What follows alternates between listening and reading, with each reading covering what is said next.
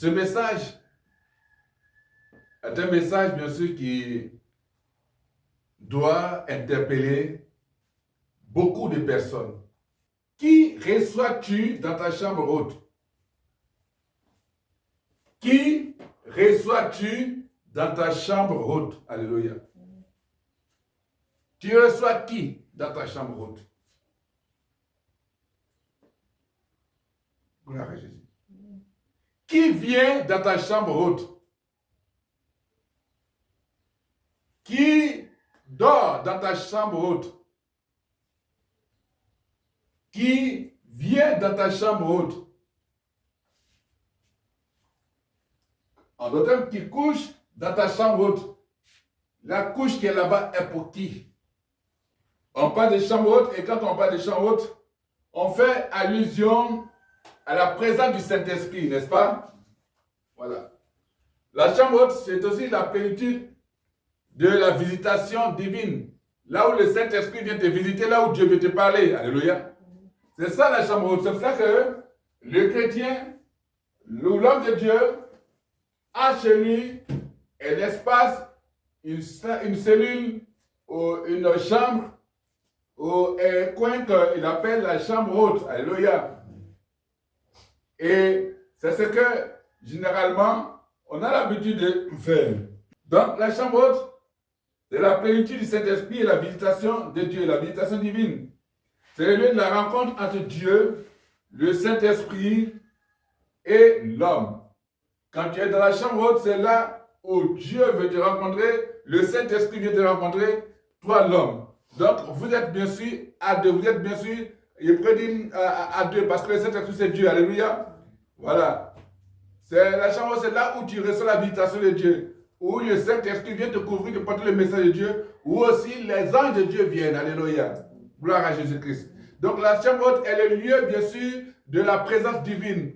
Là où toute l'atmosphère spirituelle se présente, et là où tu es pour entendre, écouter, ou encore présenter tes doléances, tes requêtes, tes besoins à Dieu. Alléluia. Mais on va parler de la chambre haute sur le domaine, bien sûr, prophétique. Et pour revenir à notre message, alors, on voit que dans ce passage, il y a cette veuve qui n'a rien à manger. Et elle part chercher sa dernière nourriture. Amen. Parce qu'elle dit que si elle finit de manger, il n'aura plus de vie. Elle et son enfant. Mais c'est en ce moment que le Torah est sec. Dieu dit au prophète, va chez telle dame, chez une veuve, à Sarepta, tu la trouveras, et puis va chez elle. Wow. Et la dame, bien sûr, elle part chercher du bois, part chercher ce qu'il faut pour sa dernière nourriture de survie. Alléluia. Et c'est en ce moment que arrive le prophète Élie. Arrive le prophète Élie. La dame, dans sa rencontre, la veuve, dans sa rencontre, bien sûr, à Dieu, à Dieu, elle a certainement adressé, si on peut dire quoi, selon elle, sa dernière prière à Dieu. Seigneur, voici la dernière nourriture que je mange. Si je finis, bon, tu nous prends, mon enfant et moi, parce qu'on n'a plus rien. C'est à ce moment que va se produire un miracle divin. Le prophète est un miracle dans la vie des personnes. Si le prophète n'était pas le miracle, Dieu n'allait pas conduire ce prophète-là vers cette veuve. Amen. Donc le prophète est un miracle dans la vie des personnes. Le verset 15 dit quoi? Elle a fait quoi? Elle a fait ce que le prophète a demandé de faire. Ils ont mangé quoi? Pendant longtemps. Ça veut dire quoi? S'ils ont mangé pendant longtemps, ça veut dire que quand elle a reçu le prophète, elle ne l'a pas laissé partir. Elle a dit, prophète, voici la chambre haute là où tu dois être. Voici la chambre haute là où tu dois être. Alléluia. Amen. Elle a rencontré Elle a fait cela et elle est restée longtemps avec lui. Wow. Toi, une fois que tu as reçu le prophète, est-ce que tu restes longtemps avec lui? Alléluia. Donc, c'est-à-dire que quand elle dit au moins une fois, elle a dit au prophète, voici, j'ai fait une chambre pour toi, reste là. C'est ça la chambre haute. C'est de ça que je parle aujourd'hui. Voilà. C'est vrai que quand on dit la chambre haute, bien sûr, c'est là où on a la visitation du Seigneur, la rencontre avec le Saint-Esprit, tout. Mais je ne parle pas de ça. Je parle bien sûr de ce qui est matériel. La chambre haute. Elle a gardé là-bas. Parce que c'est qu'il y a une source de miracle dans sa maison. Action posée envoie le miracle. Voilà, tu diras, mais chez moi, c'est très petit. Je ne peux pas recevoir le prophète. Mais là où le prophète va faire sa couchette, représentera bien sûr la chambre haute là. Et ce sera bien sûr là où le miracle va se produire.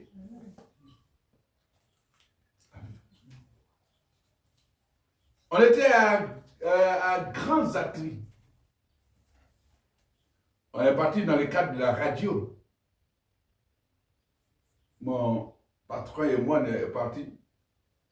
Puis la technicienne, tout. On est arrivé. Et le maire nous a accueillis. Le maire, c'est qu'il avait deux femmes. Il nous a accueillis. Il n'est plus de ce monde. Je sais que si ses parents écoutent, qu'ils soient bénis. Et le maire a son temps en feu Dakia, le beau Dominique. Et il a posé une action et moi-même, ça m'a surpris. Mais aujourd'hui, je comprends que moi, je suis parti en tant qu'homme de radio. Mais Dieu me voyait bien sûr en tant que son prophète qui était dans cette mission. Et Dieu avait intimé l'ordre au maire de pouvoir nous donner sa chambre. La chambre là où lui dormait. Comme on dit, la chambre conjugale. Ça, on ne le fait pas. Il est venu, il a dit non, logez ici. Elle a dit, monsieur, maintenant on va aller dans le chambre. Il dit non, logez ici. Wow. Et on a fait quelques temps là-bas, dans sa chambre. Mais, pendant ce temps, tout le temps qu'on a passé là-bas, c'était quelqu'un qui était adulé, aimé. Amen. Donc, Dieu a renforcé son pouvoir. Amen. Pourquoi?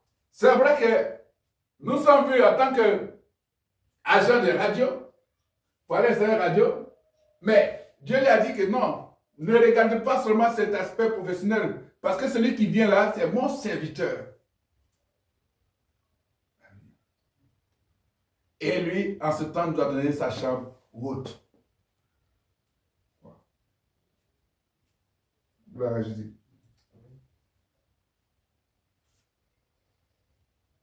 Donc, quand on parcourt le verset 15 de 1 Roi 17, verset 7 à 24, ça dit, qui reçois-tu dans ta chambre haute? Gloire à Jésus. Donc, la foi de cette veuve en Dieu et en sa parole l'a amené à échanger le certain contre l'incertain. Alléluia. Alléluia. La foi de cette veuve en Dieu et en sa parole l'a amené à échanger le visible contre l'invisible. Amen. Voilà. Donc, le miracle de la résurrection se fait où? Dans la chambre haute. Amen. Les miracles des besoins matériels, fortification de la foi et autres, se font dans la maison. Mais là où il doit y avoir la résurrection, c'est dans la chambre haute. Là où certains problèmes, certains sujets plus pertinents dans ta vie sont compliqués, alors si l'homme de Dieu arrive là-bas, donne-lui la chambre haute. Dans la chambre mise à part, il est là-bas. Et puis il parle à Dieu. Parce que forcément, quand il va rentrer dans cette chambre, Dieu lui parlera de la situation. Et il a mis l'enfant là où il a dormi. Pourtant, il y avait bien sûr des chambres. Il y avait le salon. Mais il a conduit l'enfant dans la chambre haute. Amen. Donc, si tu as reçu un serviteur de Dieu chez toi, dans la chambre haute, sache que dans la chambre haute, là, il y a encore, bien sûr, la puissance de Dieu qui demeure là-bas. Alléluia. Sache que le Saint-Esprit a laissé et est présent constamment là-bas. Parce que dans cette chambre haute se tient bien sûr une partie du manteau prophétique de ce prophète, de cet homme de Dieu. Donc là où il y a la mort dans ta vie, là où les choses bien sûr étaient compliquées, ouvre la chambre haute. Parce que toi-même tu es allé personnellement dans la chambre haute, tu as dit c'est ma chambre haute, tu pries, il n'y a rien. Mais reçois l'envoyé de Dieu là-bas. Tu verras ce qui va se passer. Je sais qu'après ce message, beaucoup se battront. Beaucoup se mettront en œuvre. Diront, Seigneur, donne-moi l'ordre de pouvoir recevoir un de tes serviteurs. Parce qu'il y a chez moi une chambre haute. Ne reçois pas l'homme de Dieu dans la chambre haute pour aller chercher à lui tendre des pièges. Parce que quand tu vas vouloir lui tendre des pièges, cela se retournera contre toi au nom de Jésus-Christ. Oh, tu reçois l'homme de Dieu dans la chambre haute et tu vas vouloir mettre une caméra de surveillance.